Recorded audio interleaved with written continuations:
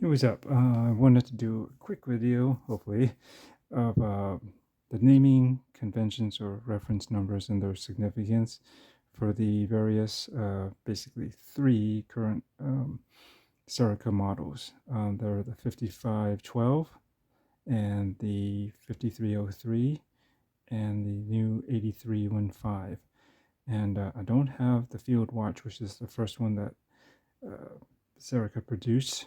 They come in 3 or 4 basic dial configurations, 2 California, and like 2 that are, I don't know, not California, some version of a Field Watch.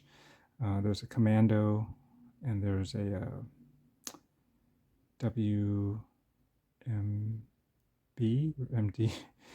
I forget what the other one is, but it's another design.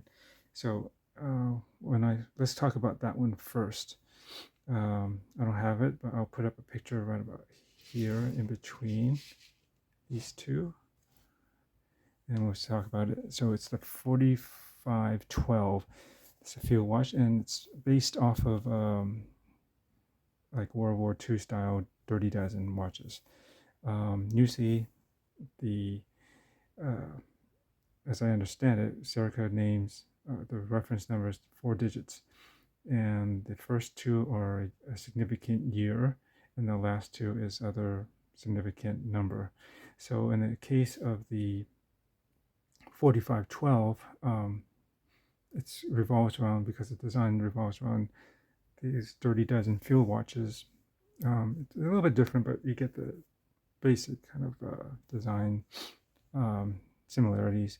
Anyways, those were commissioned, or those are to be, I believe, manufactured and distributed and all that between 1944 and 1945.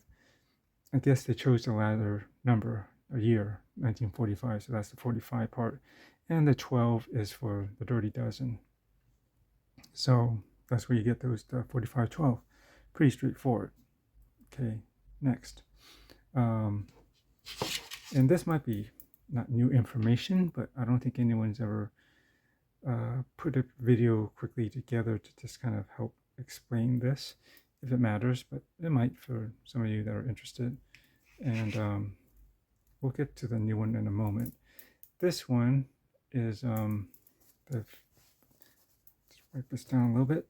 This is the 5303, and this is inspired by the early vintage divers, the first commercial divers that have a rotating bezel, and those came out in 1953, right? Hence the 53 part.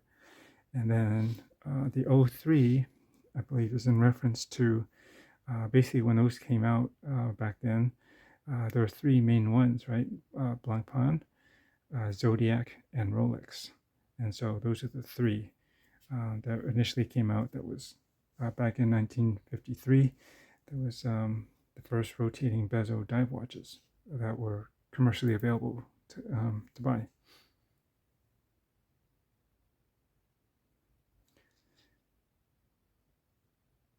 And so that's that. Makes sense. We move on to the new model, the GMT. This is 8315. And this one was trickier, and this is my speculation, and I think it's correct, but if Serica is watching, feel free to chime in the comments and let me know if I'm wrong or right. But I looked all over for the information for the significance of the reference number. Couldn't find anything.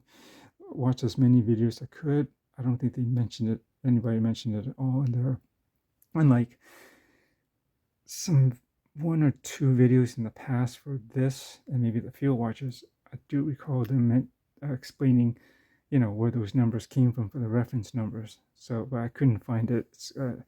There's just too much to go through, and I didn't feel like going through it. But I know they have explained that. But this one, they have not. And through my research, what I believe the 8315 stands for is it isn't the first 2 numbers are date, a year, is significant. It's 1883, and that's when the United States officially adopted and used, the GMT standard, and so that's where that number comes from. And 15 is actually in reference to how the longitudes are divided around the Earth, the globe, 360 degrees. So basically, every section of time zone is 15 degrees, which equals 1 hour of time. So that's where that 15 comes from, I believe. So it makes sense. It's a GMT watch.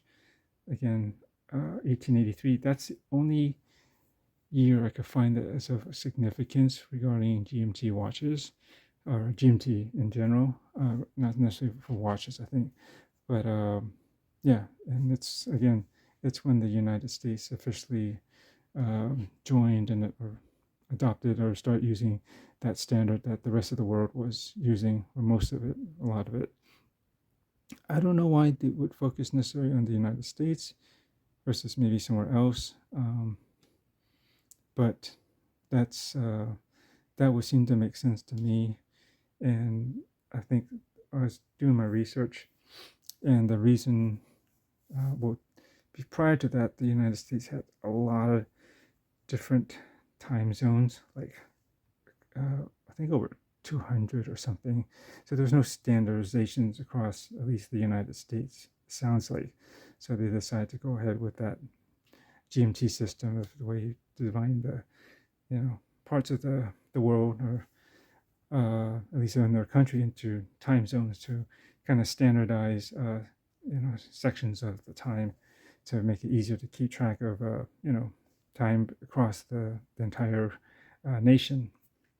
And it happens to be that also, I think maybe other parts in the world, the longitude, the way that the sections are divided might be slightly irregular, but anyways, they just say, I just did the research, and again, 15 degrees of longitude, is equal to 1 hour of time in the time zone. So you 15 times 24 is 360 degrees. So that would mean all the way around the Earth, right? That makes sense. 24, 15 degrees, 24 time zones, yada, yada, yada. There you go. So 80, 83, 15 is, I believe that's where this reference comes from. And yep, there's probably a deeper, better explanation of this, of the whole GMT system and how it came to be and who adopted it, and some other more elaborate details about it, but you can look that up online. But that's what I believe the significance of the 8315 model is. So that's it. Hope that was at least useful, if not somewhat entertaining or informative for you. Thanks for watching.